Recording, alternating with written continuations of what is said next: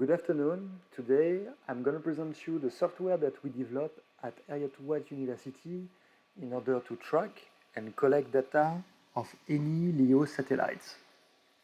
So I'm going to start now my program, and we have this first user interface that appears. So here you can select all the different parameters, for example, the simulation situations, the number of satellites you want to automatically download the TLE data. I'm going to put 1000. Like that we are sure to find at least a satellite that's going to respect all my specification here. I will explain that a little bit later. Here you select the geo satellite that's going to be used as a reference, and you select also as well the base stations where you are. Select Heriot-Watt University, and of course if you are using a positioner, which is the full point of this software. So today I'm going to put no actually because I don't have the positioner connected to my computer, but anything that's going to happen after is the same whether you put yes or no. So I select yes, it downloads now all the 1000 satellites that we select. Here it shows you on the top at the time when the last TLE data update has been made on the SelectStract website, and it shows you as well the current time, so less than 2 hours, which is quite recent, meaning that the position of the satellite and the orbit is quite accurate.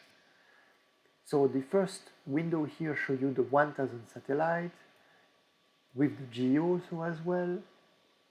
If I zoom a bit, if I zoom over there, you can see all the base stations. So the master station, the one that we select, is always marked in green, sorry, green. And now he finished to compute, and he find a single satellite that respects all my specifications. Sometimes you can find more than one, but it will select the one that is visible for the longest period of time.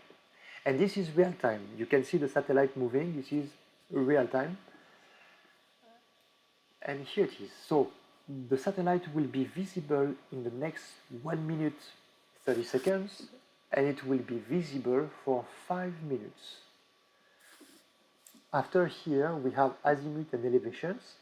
This is the direction where the antenna is pointing, and is pointing towards the geo satellite, the reference. So if I zoom, this is Heriot-Watt campus. This is the spot where usually we do all our tests. And so this is what you can see: the satellite, the orbit, the trajectory, and the geo. The geo satellite, the Eutelsat 16A. So for the moment, this is the azimuth and elevations. It means that the antenna is pointing to this satellite. At 30 seconds before the end of the countdown, the positioner is going to move to the LEO satellite. So you will see, it's going to move towards the LEO satellite, the first positions of the LEO satellite when it's going to start to be visible. So you will see it's moving to a position which is somewhere over here. So you see elevation 20 degrees. 20 degrees here is the minimum we set up. The positioner will never go below 20 degrees. So now it stops, so it means that it finds the positions, probably here, which is the first position when we're going to see the LEO. And now in 2 seconds, it's going to start tracking. And here it is. So now the satellite is visible. We have the second countdown starts. The azimuth and elevations, you can see it moving with the satellite.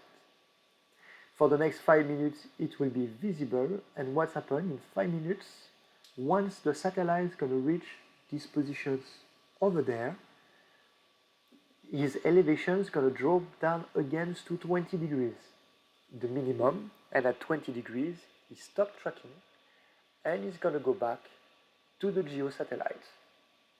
Be ready for our next measurements. Now on the side, you can see different graphs. different graph. So the software doesn't only control the positioner, it's also returning me all the useful data that we need. So Doppler effect, real distance, relative velocity, elevations, azimuth, Doppler rate, any data that can be computed once you know the positions and the speed of the user and the satellites.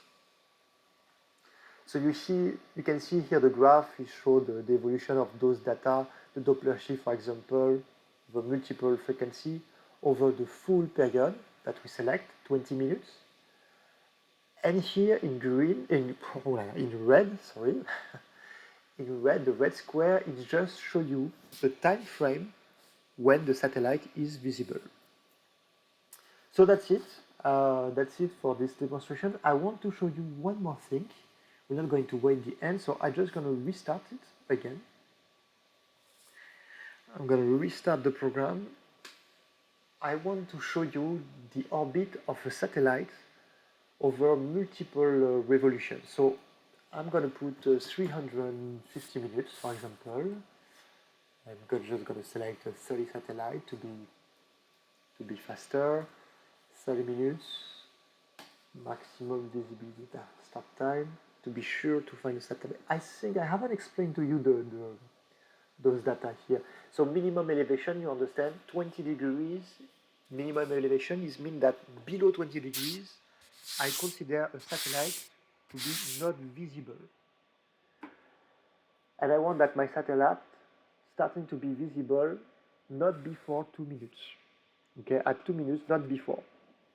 Like that, I have time to compute and positions the antenna towards the right directions. And I select the maximum visibility time. So the first simulation that I show you, I put 3 minutes because we don't want to wait too long. Here I put 3 minutes to be sure to find a satellite because we're not going to wait that long. Anyway, so that's it. And maximum elevations, 50 degrees. It's just that I don't want a satellite to have an elevation over 50 degrees. So that's it. So I'm still waiting now for the computer to find the single satellite. So don't hesitate to move the video up to the point that you see this satellite appear, this window in the center. Yeah, here it is. Okay, that was fast. So here is the satellite, and what I wanted to show you is this. I can accelerate the satellite viewer, and like that you can see the evolutions of the orbit of the satellite over time. So you can see he's doing multiple revolutions. You can go backward, and again, here it is. And here you see the graph again. It shows you the evolutions of all those data over the time, and you can clearly see now the pattern, the revolution of the satellites. Here you see the little red box that just shows you the time frame when the satellite is visible. And that's it. I think I hope you enjoyed this video. Thank you to have watched it until the end. Hope everything was clear. If you have any questions, don't hesitate to contact me. My name is Samuel Rothenberg and I'm a researcher at Heriot-Watt University. Thank you very much.